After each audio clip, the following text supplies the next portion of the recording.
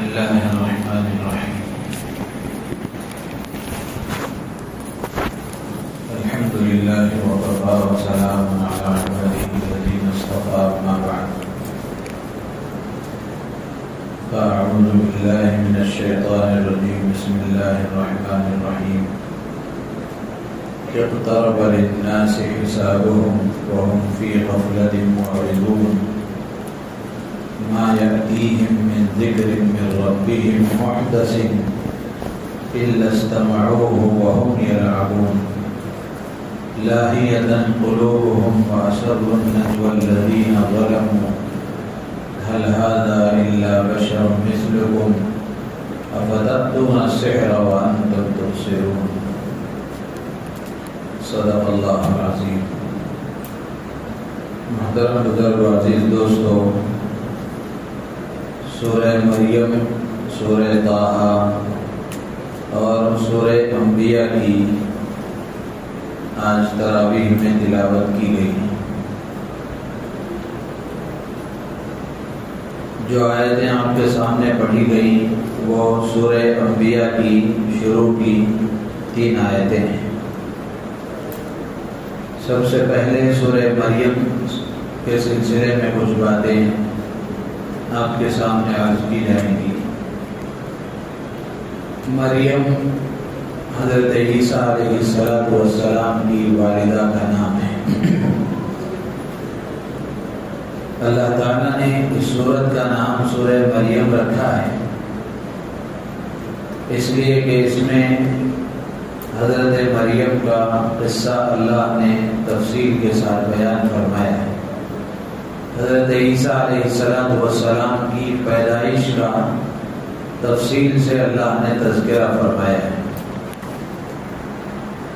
ایک بات یہ ہے کہ قرآن پاک میں اللہ تبارک و تعالی نے صرف عورتوں کے نام میں ایک ہی نام حضرت مریم کا ذکر کیا ہے. مریم کے علاوہ کسی عورت کا نام قرآن میں اللہ نے بیان نہیں فرمایا. حضرت نوح علیہ السلام کی بیوی کا بھی تذکرہ ہے، حضرت لوط علیہ السلام کی بیوی کا بھی تذکرہ ہے، اور حضرت آسیہ فرعون کی بیوی کا بھی تذکرہ ہے. لیکن سب کے لیے بھی اللہ نے امرأت نوح، امرأت لوط، امرأت فرعون، یعنی فلاں کی بیوی، فلاں کی بیوی، فلاں کی بیوی، اس طرح کہہ کر اللہ نے بیان فرمایا. کسی عورت کا نام اللہ نے ذکر نہیں فرمایا. صرف حضرت مریم کا اللہ تبارک و تعالی نے خصوصیت کے ساتھ تذکرہ فرمایا ہے. تو اس میں ایک پیغام یہ ہے کہ عورت کہتے ہی ہیں چھپائی جانے والی چیز کو. عورت کا معنی ہی ہے چھپائی جانے والی چیز ہے. تو اللہ نے عورت کو چھپا کر رکھنے کا ہی حکم دیا ہے کہ عورت پردے میں ہی رہے، تبھی اس کے لیے عزت ہے، عافیت ہے، سہولت ہے. اگر وہ اللہ کی اس رہنمائی کے خلاف اگر کوئی قدم اٹھاتی ہے تو پھر نقصان اٹھاتی ہے. تو اس میں حضرت مریم کا تذکرہ اللہ تعالیٰ نے تفصیل کے ساتھ فرمایا کہ حضرت عیسیٰ علیہ السلام کی پیدائش کیسے ہوئی.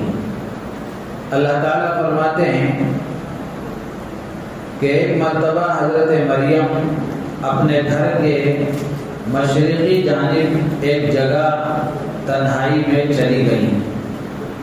اب وہ تنہائی میں کیوں گئی؟ مفسرین کہتے ہیں، بعض حضرات کا کہنا یہ ہے کہ غسل کرنے کے لیے گئی تھی، اور بعض کا کہنا یہ ہے کہ ان کا معمول تھا وہ ایک بند کمرے میں تنہائی میں عبادت کرتی تھی، تو عبادت میں مشغول ہونے کے لیے گئی تھی. تو بہرحال جس کے لیے بھی گئی تھی اور جا کر انہوں نے دوسرے لوگوں سے پردہ کر لیا، آڑ کر لیا. پہلے دروازے ہوتے نہیں تھے اتنے زیادہ، پردوں کے ذریعے سے ایک کمرے کی شکل اس کو بنا لی جاتی تھی.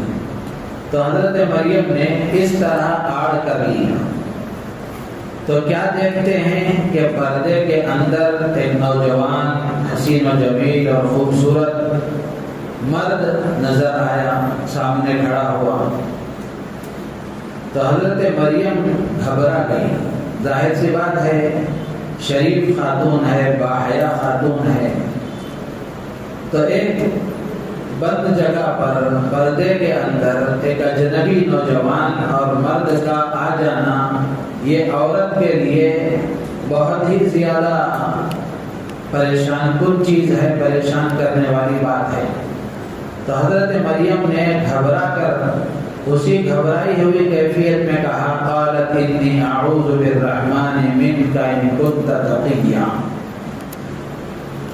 ایک اجنبی مرد کو دیکھا تو فوراً حضرت مریم نے کہا کہ میں تجھ سے اللہ کی پناہ چاہتی ہوں اگر تو نیک اور متقی پرہیزگار ہے۔ جیسے پریشانی میں گھبرا کر آخری درجے میں مجبور ہو کر کسی سے فریاد کرتے وقت میں کہتے ہیں، اگر تھوڑی بہت انسانیت بھی ہے یا تم مسلمان ہو یا تمہارے اندر تھوڑا بہت رحم ہے تو میرے اوپر رحم کر دو۔ تو جس طرح مجبور ہو کر فریاد کی جاتی ہے، اللہ کا واسطہ دیا جاتا ہے کہ میں تمہیں اللہ کا واسطہ دیتا ہوں، میرے اوپر ظلم مت کرو۔ تو اس طرح حضرت مریم نے اس نوجوان سے کہا کہ اگر تم متقی پرہیزگار ہو تو میں تم سے اللہ کی پناہ چاہتی ہوں، کیونکہ ان کو اپنی عزت کا خطرہ ہو گیا، پریشانی ہوئی تو انہوں نے یہ کہا۔ تو سامنے سے جواب یہ آیا کہ میں کوئی عام انسان نہیں ہوں بلکہ جبرائیل امین ہوں، اور اللہ نے مجھے اس لیے بھیجا ہے تاکہ میں تمہیں ایک بیٹا عطا کروں۔ حضرت مریم اور زیادہ پریشان ہو گئی کہ کیا بات ہے، بیٹا کیسے بیٹا ہوگا؟ حضرت مریم کہنے لگی کہ قالت انا یکون لی غلام، مجھے بچہ کیسے ہوگا جبکہ نہ میں نے نکاح کیا ہے اور نہ میں کوئی بد کردار عورت ہوں۔ بچے کے پیدا ہونے یا بچے کے حاصل کرنے کے دو ہی راستے ہیں، یا تو حلال طریقہ ہے یا تو حرام طریقہ ہے، نکاح ہے یا تو زنا ہے۔ تو حضرت مریم نے کہا کہ نہ کسی مرد نے مجھے ہاتھ لگایا ہے، یعنی نہ میں نے نکاح کیا ہے، اور ولم اکو بغیہ، اور نہ ہی میں کوئی بد کردار بد چلن عورت ہوں۔ تو جبرائیل امین جو ایک انسانی شکل میں آئے تھے، انہوں نے کہا کہ نہیں، ایسا ہی ہوگا، ایسا ہی ہوگا، اور یہ بغیر باپ کے بغیر نکاح کے بچے کا پیدا کرنا اللہ کے لیے آسان ہے، اور یہ اللہ کا طے شدہ فیصلہ ہے کہ اللہ تعالیٰ تمہیں ایک لڑکا عطا کر کے رہیں گے۔ تو چنانچہ حضرت جبرائیل نے ان کے گریبان میں پھونک ماری، جس کے نتیجے میں وہ حاملہ ہو گئی۔ پھر اس کے آگے ایک لمبا قصہ ہے جو مجھے اس وقت عورتوں کے لیے اس میں ایک پیغام ہے، وہ یہ عرض کرنا ہے کہ حضرت مریم نے جب ایک اجنبی مرد کو دیکھا تو گھبرا گئی، اجنبی مرد کو دیکھا تو گھبرا گئی، اس لیے کہ جو شریف باحیا اور باعزت باکردار خاتون ہوتی ہے وہ کسی اجنبی مرد سے بے تکلف گفتگو نہیں کرتی، کسی اجنبی مرد سے بے تکلف گفتگو نہیں کرتی۔ اگر مجبوراً گفتگو کرنا پڑ جائے تو 10 جملے بولنے کے بجائے 2 جملے بولے گی، اس لیے کہ طبیعت آمادہ نہیں ہوتی۔ عورت کی جو حیا ہے وہ اندر کی، وہ حیا اس کے لیے مانع ہوتی ہے، رکاوٹ بنتی ہے کسی اجنبی مرد سے گفتگو کرنے کی۔ لیکن آج جو صورتحال ہے کہ تربیت نہ ہونے کے نتیجے میں عورتوں کا مزاج، نوجوان لڑکیوں کا مزاج جو بنتا جا رہا ہے وہ ایسا کہ گھر کے جو محرم مرد ہیں ان سے اس انداز سے گفتگو نہیں کرتی ہوں گی جتنا اجنبی مردوں سے کرتی ہیں۔ اجنبی مرد نظر آ جائے ہائی ہیلو کرنے میں بہت آگے ہو جاتی ہیں، اور بازار چلے جائیں یا کہیں ادھر ادھر چلے جائیں تو دکان میں گاہک بن کر گئی ہیں، خریدنے کے لیے گئی ہیں، تو دکاندار سے ایسی بے تکلف اور ایسے دل لبھانے والی گفتگو ہو رہی ہے کہ ساتھ میں شوہر کھڑا ہوا ہے، شوہر دیکھ رہا ہے تعجب سے کہ کیا میری بیوی ہی اتنے میٹھے بول بول رہی ہے، زندگی میں کبھی مجھ سے تو اتنے اچھے انداز سے بات نہیں کی ہوگی، اور ماشاءاللہ اتنی بہترین گفتگو یہاں ہو رہی ہے۔ تو یہ عورت کی تربیت کی کمی کی بات ہے۔ جو عورت باحیا ہوتی ہے وہ اجنبی مرد سے بے تکلف گفتگو نہیں کرتی، اور کسی اجنبی مرد کو دیکھ کر فوراً گھبرا جاتی ہے۔ تو چنانچہ حضرت مریم نے جب جبرائیل امین کو ایک انسانی شکل میں دیکھا تو گھبرا گئی، پھر اس کے بعد جب وضاحت ہوئی تو پھر اس کے بعد آگے کے مراحل ہوئے۔ تو اس لیے جب بات لڑکیوں کی آئی، عورتوں کی آئی، تو دو چار باتیں اس سے متعلق عرض کروں کہ اپنی بچیوں کی تربیت کس انداز سے کرنی چاہیے، بچپن ہی سے بچیوں کا مزاج کیسا بنانا چاہیے۔ حضرت مولانا پیر ذوالفقار صاحب نقشبندی رحمۃ اللہ علیہ نے ایک بیان میں فرمایا تھا کہ بچپن ہی سے اپنی بچیوں میں سادگی کا مزاج بنائیں، بچپن ہی سے عادت ڈالیں اس کی سادگی کا مزاج۔ سادگی کا مطلب پھٹے پرانے کپڑے پہننا یا سیدھا سادہ بہت زیادہ غربت والا کھانا کھانا، یہ مطلب نہیں ہے۔ سادگی کا مطلب یہ ہے کہ صرف زیب و زینت، بناؤ سنگھار یا پھر دنیا کا فیشن، اسی کی دل دادا ہو کر نہ رہ جائے بچی۔ ہمیشہ اچھے کپڑوں کا جنون، ہمیشہ اچھے کھانوں کا جنون، صرف دنیا ہی کی چیزوں میں لگ کر رہ گئی، ایسا نہ ہو۔ مزاج سادہ بنے، جو میسر ہو جائے اس پر اللہ کا شکر ادا کرتے ہوئے اللہ کے فیصلے پر راضی رہے۔ تو مزاج سادگی والا بنائے۔ اگر سادگی والا مزاج رہے گا تو یہ مزاج آگے کی زندگی میں بھی کام آئے گا، آگے کی زندگی میں بھی کام آئے گا۔ اگر بچپن ہی سے فیشن والا مزاج بن گیا، بچپن ہی سے بہت زیادہ بناؤ سنگھار کا، زیب و زینت کا مزاج بن گیا تو یہ آگے کی زندگی میں اس کے لیے نقصان دہ ہو سکتا ہے۔ تو اس لیے سادگی کا مزاج بنائیں۔ اور دوسری چیز، بچپن ہی سے بچیوں کے اندر خدمت کا مزاج بنائیں کہ وہ خدمت کرنے والی بنے۔ عورت سونے چاندی کے زیورات میں کیا خوبصورت لگتی ہے، خدمت کا زیور ایسا زیور ہے، جس عورت میں خدمت کا زیور ہوتا ہے وہ عورت سب کے لیے خوبصورت ہوتی ہے، سب کے دل پر اس کا اثر ہوتا ہے، سب کے دل میں اس کی محبت ہوتی ہے۔ تو اس لیے اپنی بچیوں کو خدمت کرنا سکھائیں، بچپن ہی سے اپنے گھر میں اس کو اگر خدمت کرنا سکھائیں گے تو وہ جب بعد کی زندگی اس کی شروع ہوگی شادی کے بعد کی تو وہ ساس سسر کی خدمت کرے گی، اور سسرالی خاندان میں، سسرالی گھرانے میں جانے کے بعد وہ خدمت کر کے وہاں کے لوگوں کا دل جیتے گی۔ اللہ کے نبی علیہ الصلوۃ والسلام نے حضرت فاطمہ رضی اللہ تعالی عنہا کو رخصت کرتے وقت میں نکاح کے بعد صرف ایک جملہ آپ نے فرمایا تھا کہ بیٹا جا کر باندی بن کر رہنا، جا کر باندی بن کر رہنا، انشاءاللہ بہت جلد تم اس گھر کی ملکہ بن جاؤ گی۔ جا کر باندی بن کر رہنا، خدمت کا مزاج، ہر ایک کی خدمت، اگر یہ مزاج رہے گا تو بہت جلد تم ان کے دلوں پر راج کرنے والی بن جاؤ گی۔ لیکن آج کیا صورتحال ہے، مائیں بچیوں کو کیا سکھاتی ہیں، جھکنا نہیں ہے، کمزور پڑنا نہیں ہے، جو ہوتا ہے وہ ہم دیکھیں گے، برابر چلنا، سب چیزیں دیکھ دیکھ کر چلنا۔ تو اس کی وجہ سے ظاہر سی بات ہے کہ نااتفاقیاں پیدا ہوتی ہیں، دراڑ پیدا ہوتے ہیں، اور دشمنیاں اور عداوتیں پیدا ہوتی ہیں۔ مزاج خدمت کا نہیں ہے، بچیاں گھر میں جس پلیٹ میں کھاتی ہیں وہ پلیٹ اٹھانے کو تیار نہیں، کھانا پکانا نہیں جانتی، برتن دھونا نہیں جانتی، تو گھر کے کاموں کاج یہاں گھر میں نہیں سکھائے جاتے، جس کی وجہ سے بعد کی زندگی میں نقصان اٹھاتی ہے۔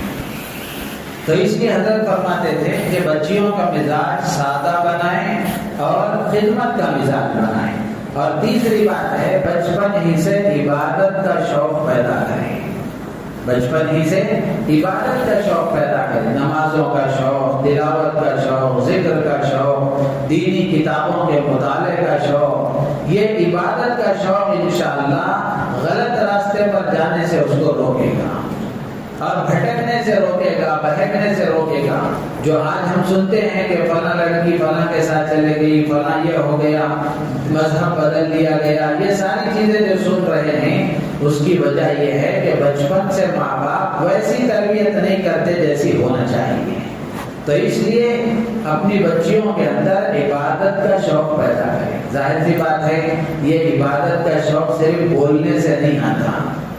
اگر مائیں اپنے عملی طور پر عبادتوں کا شوق دکھائیں گی، خود عبادتوں کی پابند ہو کر عبادتیں کریں گی، تو بچیاں ماں کو دیکھ کر کے وہ بھی عبادت کا شوق اپنے اندر پیدا کریں گی۔ ماں ہے روزانہ ماشاءاللہ قرآن کی پابندی سے تلاوت کرتی ہے، روزانہ درود پاک کا اہتمام ہے، روزانہ نمازوں کا اہتمام ہے، سنتوں کا، نوافل کا اہتمام ہے، تہجد کا اہتمام ہے، اور ہر موقع کی سنتوں کے پورا کرنے کا اہتمام ہے۔ جب بچی ماں کو دیکھ رہی ہے تو اب یہ بچی ماں کو فالو کرے گی، ماں کی طرح بننے کی کوشش کرے گی۔ تو اس لیے اپنی بچیوں میں عبادت کا شوق پیدا کرنے کے لیے ضروری ہے کہ خود عبادت گار بنے، خود عبادتوں کا شوق اپنے اندر پیدا کریں۔ تو یہ کچھ باتیں سورہ مریم سے متعلق آپ کے سامنے عرض کی گئی۔ دوسری صورت ہے سورہ طٰہٰ، یہ بھی بڑی عظیم الشان صورت ہے۔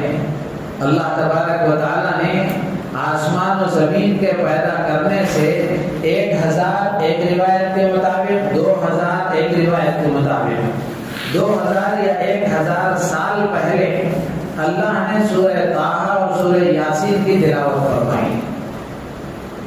آپ سوچیں کوئی ایک اچھا ہی آواز والا قاری قرآن جب قرآن پڑھتا ہے تو وہ آدمی جس کو کچھ سمجھ میں بھی نہیں آتا، نہ معنی جانتا ہے نہ مطلب جانتا ہے، لیکن قرآن جب اچھی آواز سے پڑھا جاتا ہے تو آدمی اس کو سن کر ایک قسم کی کیفیت اس پر طاری ہو جاتی ہے۔ تب آپ سوچ کر دیکھیں اللہ نے پڑھا ہوگا تو فرشتوں کا کیا عالم ہوا ہوگا۔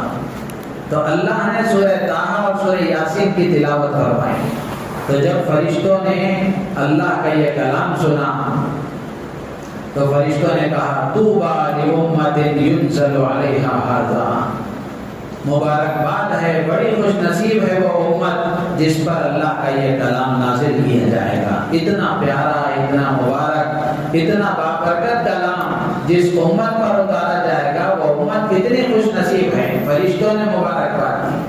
طوبیٰ لألسنۃ تتکلم ھذا، مبارکباد ہے ان زبانوں کے لیے جن زبانوں سے اللہ کا یہ کلام پڑھا جائے گا۔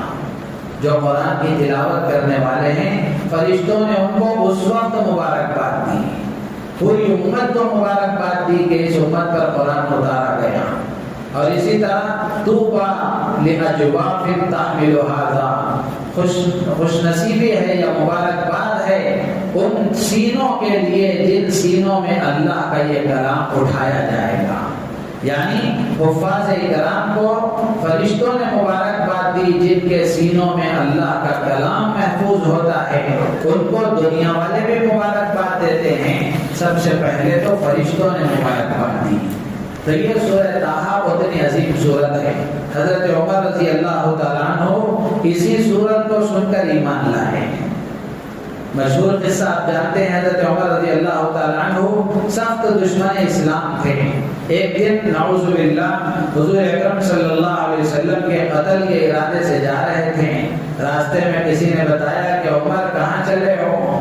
بتایا کہ محمد صلی اللہ علیہ وسلم کو قتل کرنے کے لیے جا رہا ہوں۔ انہوں نے فرمایا کہ کہ کیا تم محمد صلی اللہ علیہ وسلم کی بات کر رہے ہو؟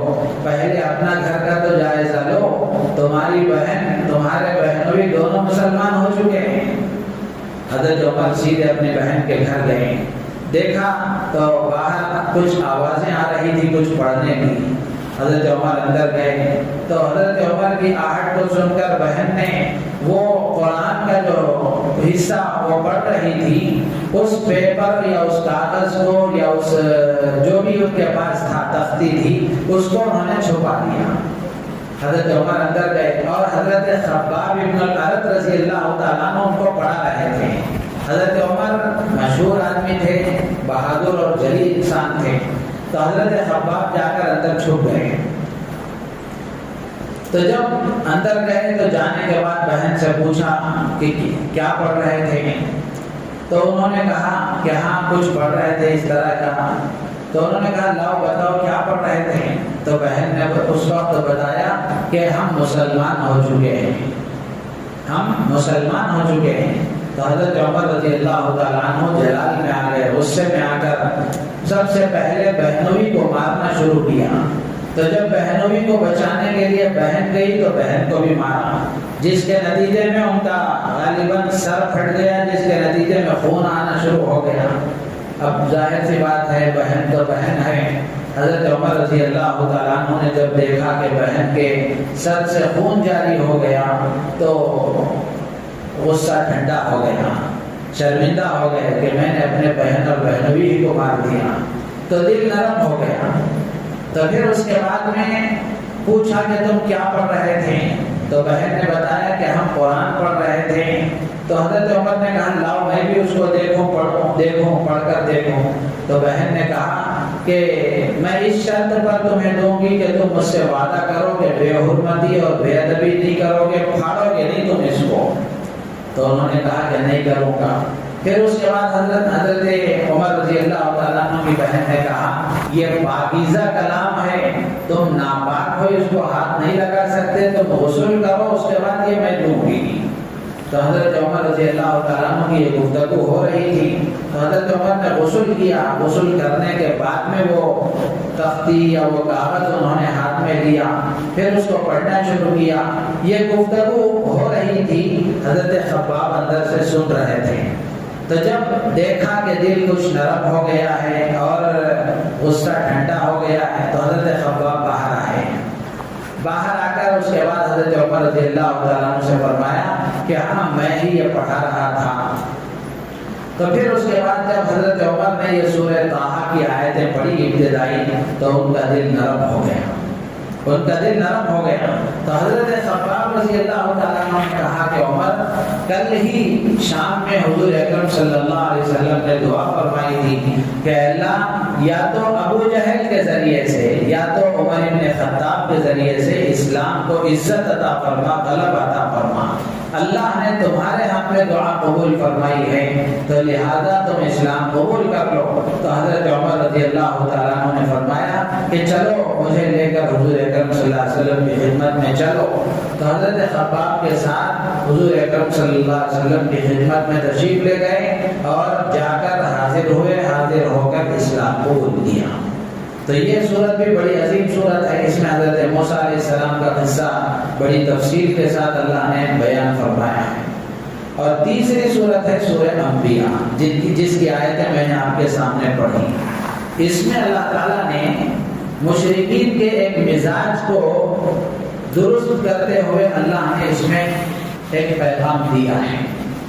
مشرکین کا خیال تھا کہ زندگی تو ایک کھیل کود کے لیے ہے، انجوائے کرنے کے لیے ہے، جب تک ہے، جب تک سانس باقی ہے، سانس چل رہی ہے، زندگی باقی ہے، انجوائے کر لو، جب مر گئے تو مسئلہ ختم ہے، اس کے بعد کوئی دوبارہ اٹھنا ہے، حساب و کتاب ہے، قیامت ہے، یہ سب کچھ نہیں ہے۔ تو اس لیے ان کا تصور زندگی کے بارے میں یہ تھا، یہ زندگی تو ایک کھیل کود ہے، جب تک سانس چل رہی ہے کھیل کود لو، مزے اڑا لو، اس کے بعد مسئلہ ختم ہے۔ تو اس لیے وہ جب اللہ کے نبی علیہ السلام ان کے سامنے اللہ کا کوئی کلام سناتے، کوئی نصیحت کی بات سناتے، تو وہ مذاق اڑاتے ہوئے یا غفلت اور لاپرواہی کے ساتھ اس کو یوں ہی ہٹا دیتے تھے، نہیں سنتے تھے۔ تو اللہ تبارک و تعالیٰ نے اس میں تنبیہ کرتے ہوئے فرمایا اقترب للناس حسابهم، لوگوں کے لیے ان کے حساب کا وقت قریب آ گیا، وہم فی غفلت معرضون، جبکہ وہ ابھی غفلت میں ہیں اور اللہ کے دین سے اعراض کیے ہوئے ہیں، منہ موڑے ہوئے ہیں۔ اور جب بھی اللہ کی بات، اللہ کا کوئی کلام یا اللہ کی طرف سے کوئی نصیحت سنائی جاتی ہے تو وہ غفلت کے ساتھ کھیلتے ہوئے اس کو سنتے ہیں۔ تو اس میں اللہ تبارک و تعالیٰ نے یہ پیغام دیا ہے کہ آدمی کو آخرت پیش نظر رکھ کر زندگی گزارنی چاہیے۔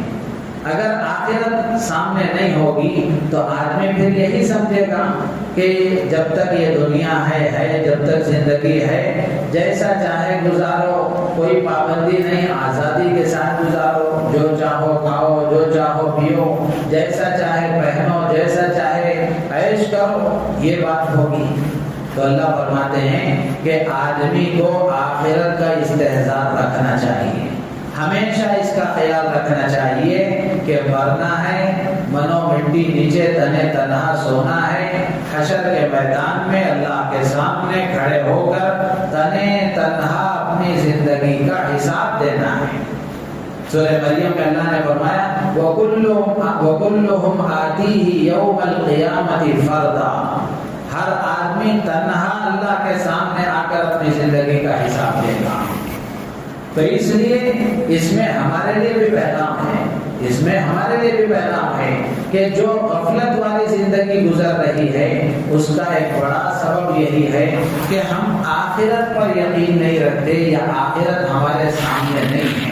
ہم آخرت کو بھول کر زندگی گزار رہے ہیں، حساب و کتاب کو بھول کر زندگی گزار رہے ہیں، جس کے نتیجے میں لاپرواہی کے ساتھ، غفلت کے ساتھ اللہ کے حکموں کو چھوڑ کر، اللہ کے دین کو چھوڑ کر زندگی گزر رہی ہے۔